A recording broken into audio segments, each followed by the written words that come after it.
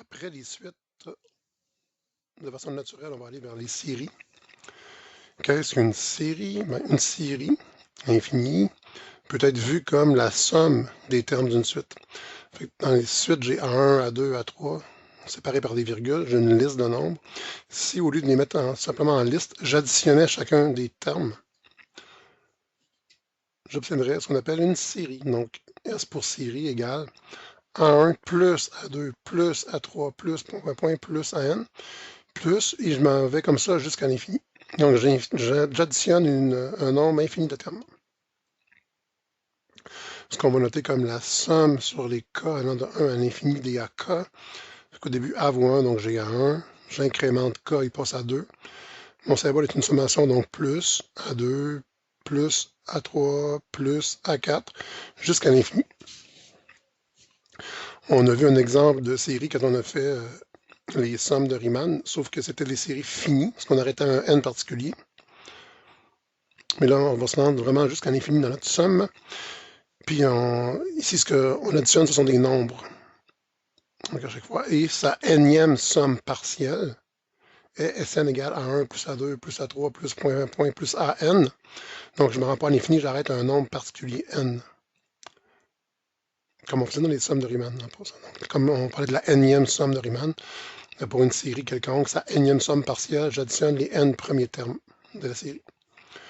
On dit que la série converge et a pour somme la valeur S si la suite des sommes partielles de la série tend vers la valeur S. Donc ici, une série converge vers S. C'est un petit peu plus compliqué qu'une suite. Si la limite, quand n tend vers l'infini, de la suite de ces sommes partielles tend vers S. Donc je ne peux pas faire seulement la limite en infini de mon terme général. Ça ne marche pas comme les suites. C'est quand même plus compliqué. Donc pour les suites, je faisais tendre n vers l'infini dans n, puis je savais si ça convergeait ou non. Pour une somme, c'est pas suffisant. Donc il faut que je commence par trouver les premières valeurs de la série, que je puisse déduire la suite de ces sommes partielles, et qu'après cette suite-là, je peux faire tendre son terme général vers l'infini. Si j'obtiens un nombre réel, alors la somme tend vers ce nombre réel-là. On va tout de suite aller vers un exemple.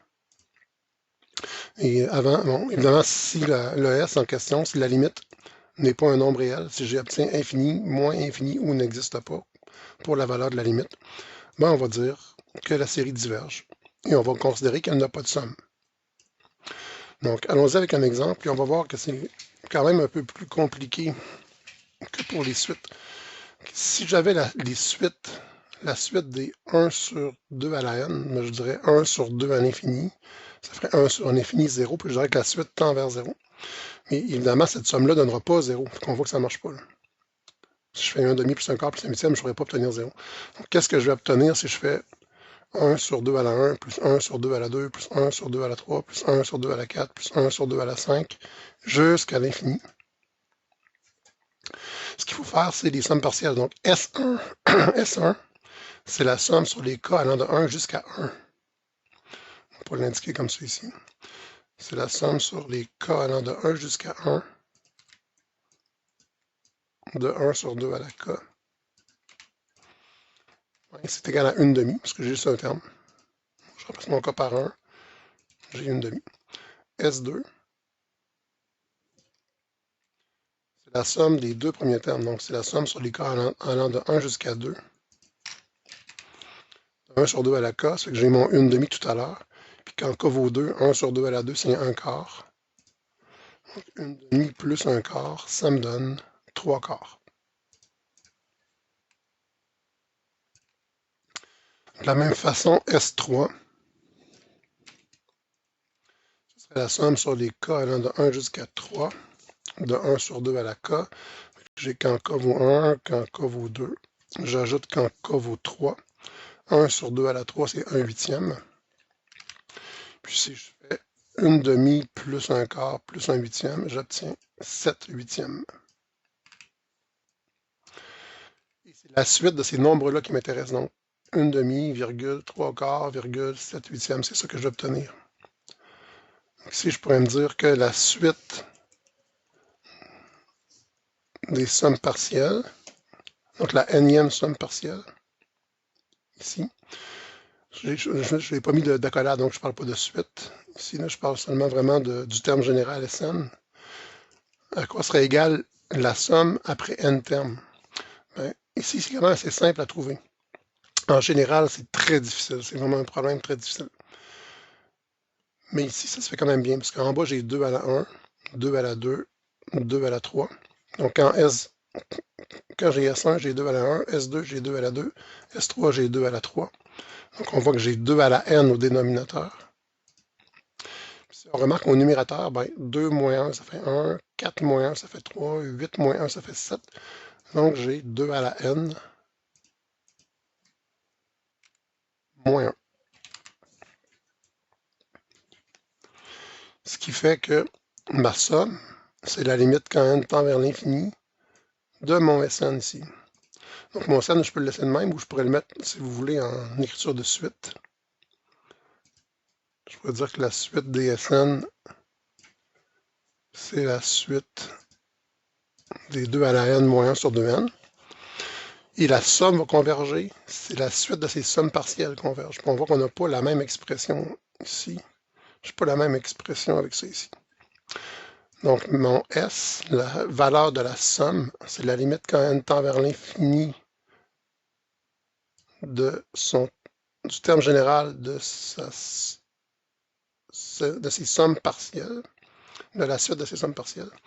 Donc ça va me donner la limite quand n tend vers l'infini de 2 à la n moins 1 sur 2 à la n, ce qui va être égal à la limite quand n tend vers l'infini. Ici, je vais avoir infini sur infini.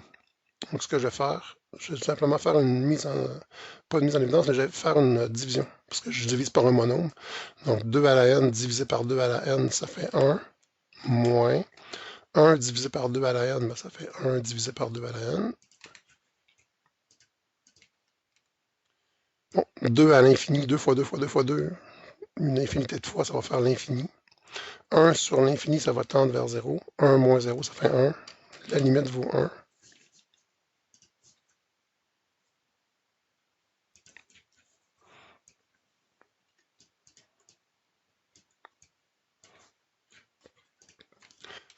Donc, si je pourrais faire une conclusion, S, c'est la valeur de la somme que je cherchais. Je pourrais donc dire la somme sur les k allant de 1 à l'infini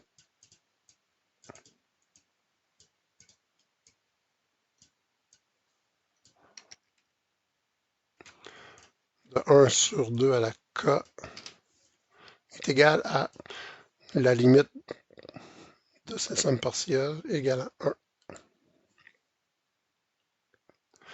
Donc, si on fait une demi, plus un quart, plus un huitième, plus un 16e, plus un 32e, plus un 64e, plus un 128e, plus point, point, point, si on se rend à l'infini, ça va être exactement égal à 1. Donc, plus on va mettre de termes, plus on va se rapprocher d'un.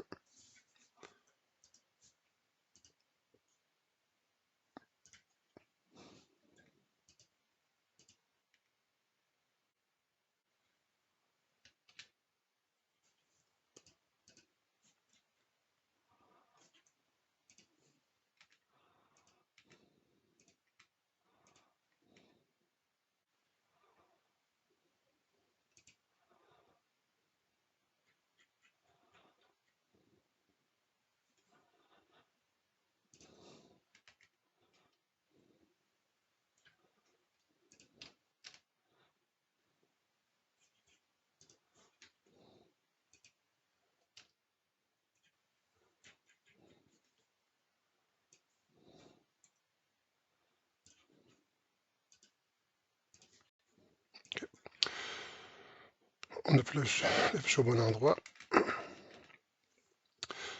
Deuxième exemple. La somme sur les k allant de 1 à l'infini de moins 1 à la k. J'ai une somme alternée, moins 1 plus 1, moins 1 plus 1, moins 1 plus 1, moins 1 plus 1, moins 1 plus 1, comme ça à l'infini. Je vous rappelle, avant qu'on se lance dans les calculs, qu'une limite existe, peu importe la façon dont je vais approcher ma valeur. Donc, il faut que j'obtienne une valeur unique à une limite pour qu'elle existe. Donc ici, si je fais la somme des moins 1, plus 1, moins 1, plus 1, moins 1, plus 1, puis que je fais, évidemment, il faudrait que je fasse la limite des sommes partielles. Je pourrais me demander ici, si je prenais un nombre pair de termes, qu'est-ce qui arriverait? Bien, ce que j'obtiendrais, c'est moins 1 plus 1. Donc si je prends ces deux-là ensemble, plus ces deux-là ensemble, moins 1 plus 1, plus. Donc au début, on a pris E, après on a pris E, plus moins 1 plus 1, et ainsi de suite. Ça va donner 0 plus 0 plus 0 plus, comme ça. Ça va donner 0. Puis la limite de 0 donnerait 0. La limite de Sn, quand n tend vers l'infini, ce serait la limite de 0, ce serait 0. Mais par contre, si j'avais un nombre impair de termes, ça veut dire que je pourrais commencer par moins 1, plus. Si j'ai un nombre impair de termes, un coup j'enlève le premier, il me reste un nombre pair de termes. Donc j'aurai plus 1 moins 1,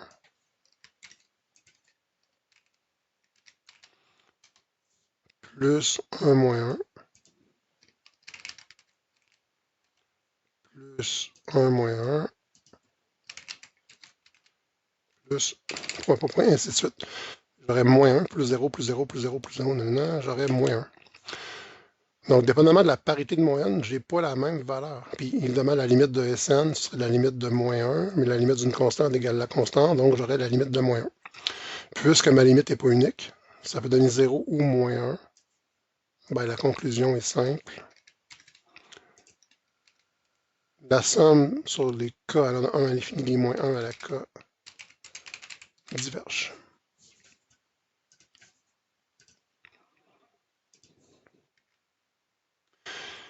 Et il existe un type de série qui a l'air très compliqué, mais qui est de nature à rendre son calcul assez simple quand on fait une petite observation. Donc, c'est ce qu'on appelle une série télescopique. Puis on est vraiment content quand on se rend compte qu'on a affaire à une série télescopique.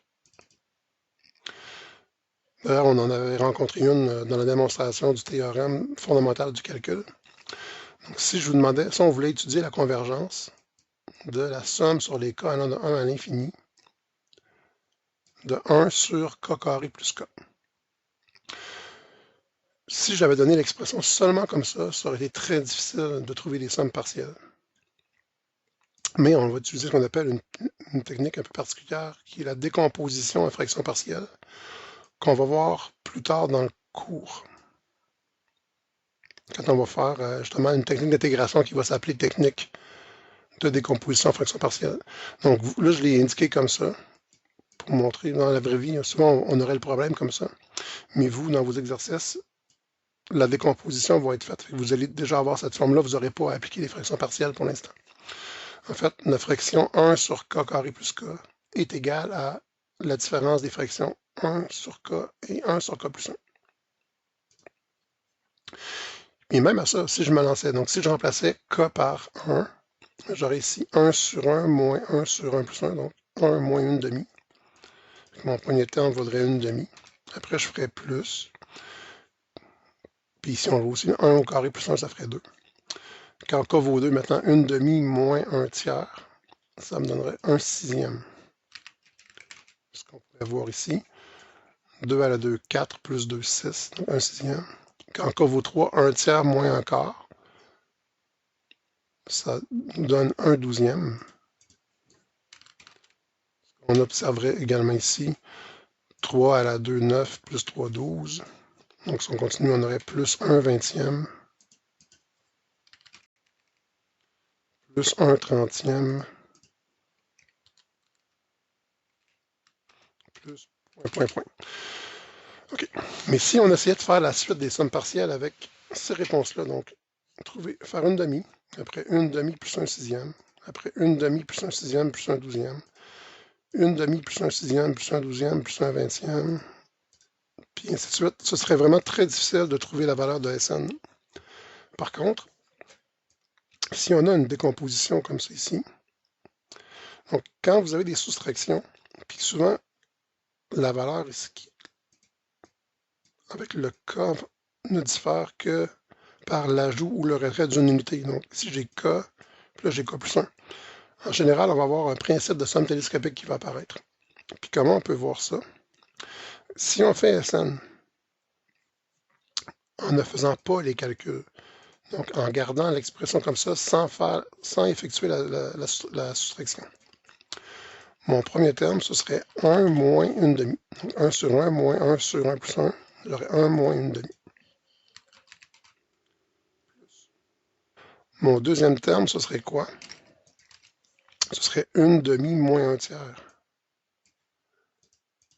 Ici, j'aurais 1 demi moins 1 tiers. Plus.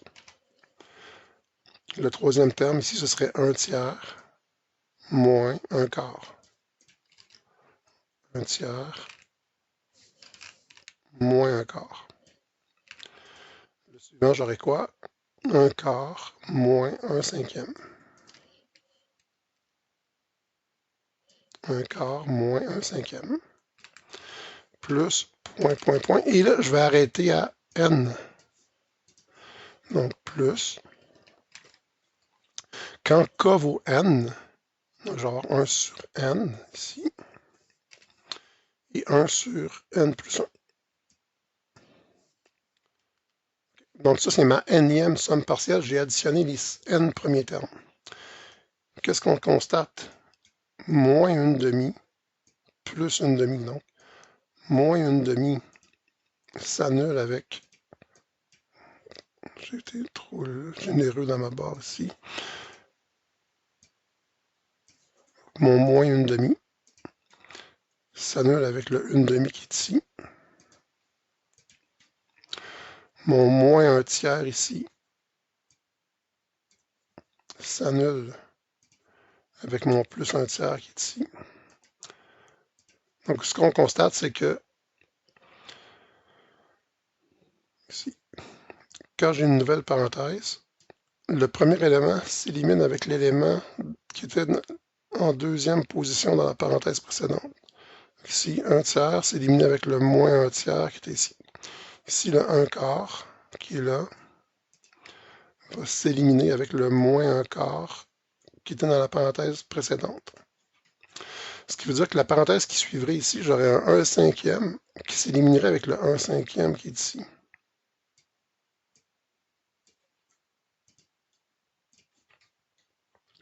Puis à la fin, mon 1 sur n, ce serait éliminé avec le 1 sur n de la parenthèse précédente.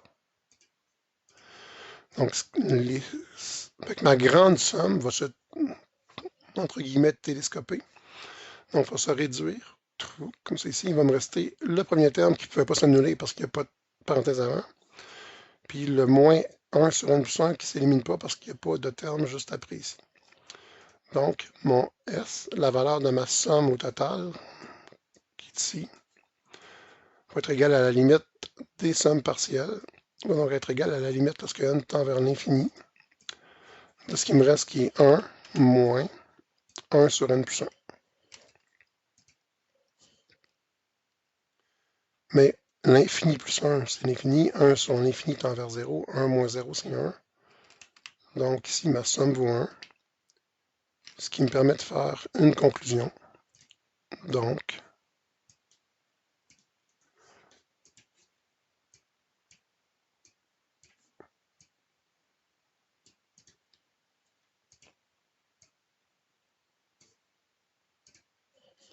je vais l'écrire au nom. Donc la somme sur les k allant de 1 à l'infini de 1 sur k carré plus k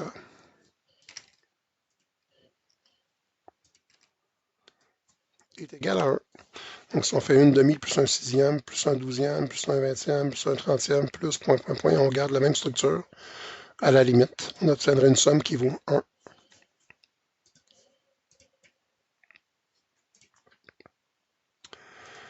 Et ça nous amène à la belle propriété, ou aux belles propriétés qui sont ici. Donc si j'ai deux sommes, si j'ai la somme des AK et la somme des BK. Si les deux convergent, ben, si je les combine ensemble dans une nouvelle série, donc si je prends, en fait, si je fais une combinaison linéaire de leur terme général, c'est-à-dire C fois le terme AK plus D fois le terme BK, C et D étant des constantes, ben, le résultat va aussi converger. Puis ça va converger vers quoi? Vers C fois la convergence de la première série plus D fois la valeur de convergence de la deuxième série. C'est ce qu'on a ici. Et ici, avant de voir l'exemple, sinon, s'il y en a une qui converge et l'autre diverge, ça aurait pu être ici le diverge, converge ou diverge, diverge. En fait, dès qu'il y en a une qui diverge, alors la somme va aussi diverger. Puis dans l'exemple qu'on a ici, donc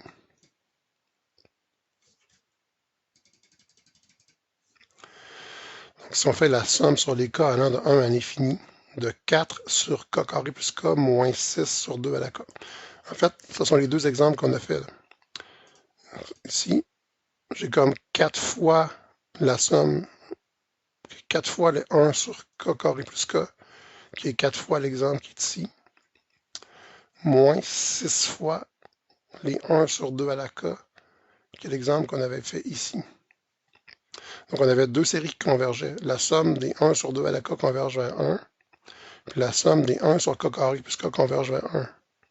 Fait que si je peux sortir le 4, c'est-à-dire 4 fois la somme des 1 sur k carré plus 1, moins 6 fois la somme des 1 sur 2 à la k. Fait que ça va converger, puis ça va converger vers quoi? Ben, 4 fois la valeur de la somme qui est ici, qui est 1, moins 6 fois la somme, 6 fois la valeur de la somme qui est ici, qui est aussi 1.